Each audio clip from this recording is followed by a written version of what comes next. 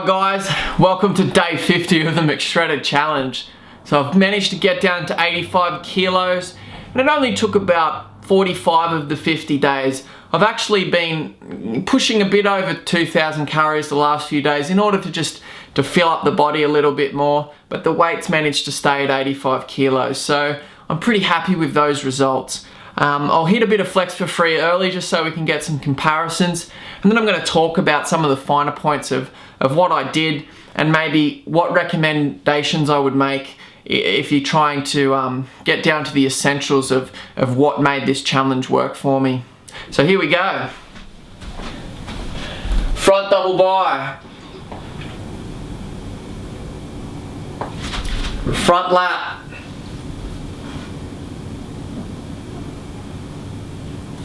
Abs and thigh.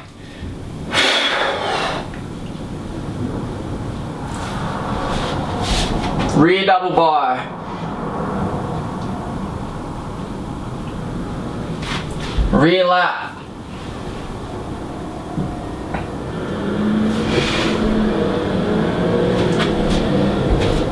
And just give you a few little artistic poses just for posterity.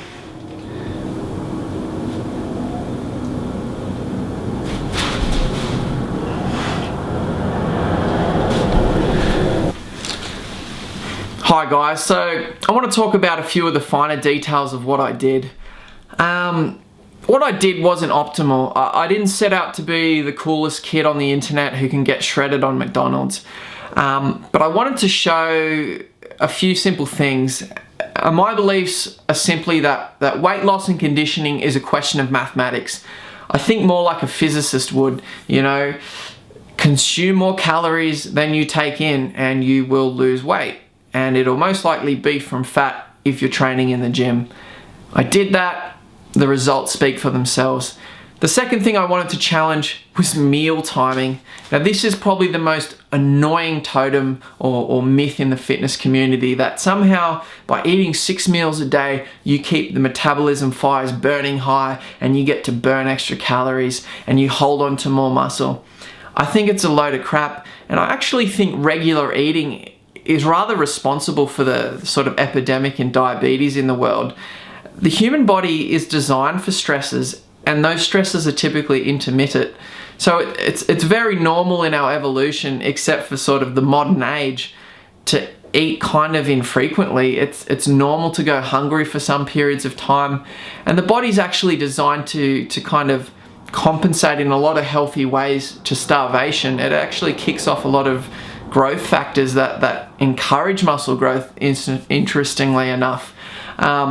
So, you know, read up on intermittent fasting. There is still a lot of, you know, waffle surrounding intermittent fasting, but I think essentially, you know, you can get away with eating once a day. I certainly did, provided those calories are right and you've got enough protein to hold on to your strength. So calorie is a calorie. Your meal timing, not as important as people suggest. And the other thing is I really wanted to challenge was what's clean, what's dirty.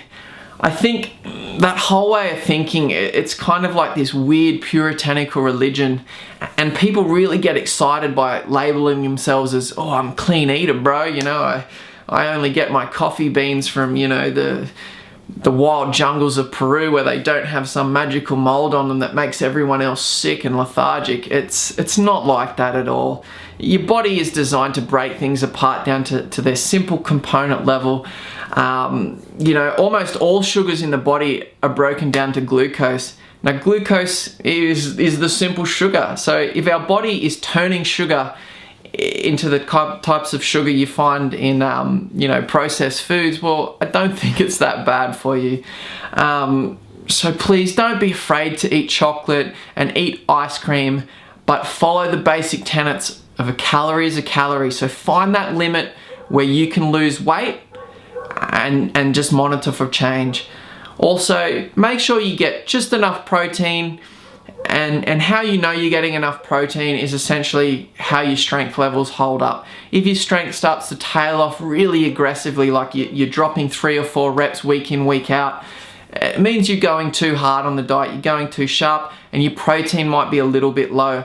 But I was getting away with 100 to 130 grams a day. That's barely anything when you look at the literature. So I've definitely pushed the extremes of what's acceptable, and I've managed to hold on to most of my muscle mass whilst improving conditioning.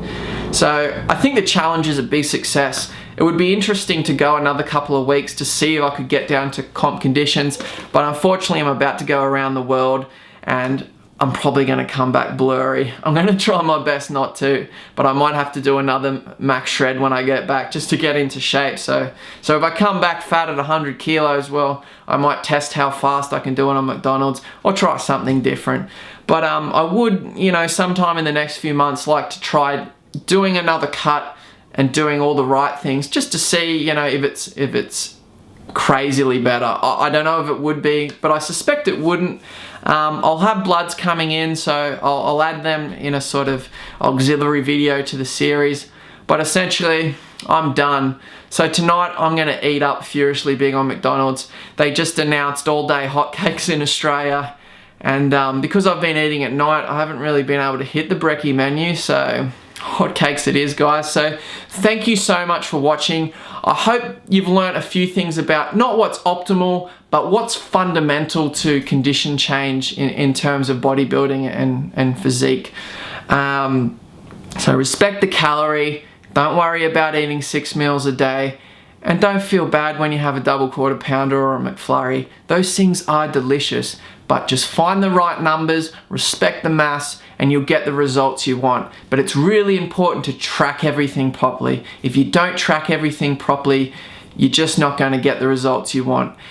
And what's good when you measure all the numbers and you take photos or videos like I have on this journey is I now have a complete data set of a 50-day period that worked for me. So in the future, when I want to replicate the same kind of results, I know the numbers to play with.